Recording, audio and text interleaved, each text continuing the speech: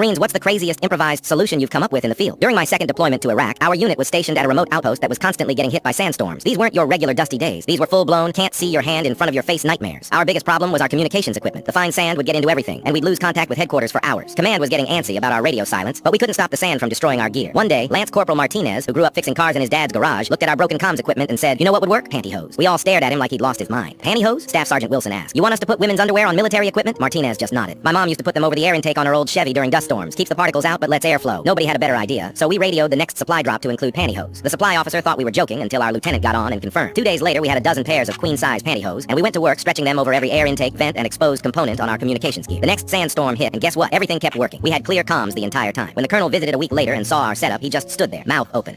Are those?" "Yes, sir," our staff sergeant replied. "Standard issue tactical filtration devices." The colonel shook his head, laughed, and said, "I don't want to know where you got them, but I want this solution implemented across all forward operating bases by next week. Sometimes in the Corps, the craziest ideas are the ones that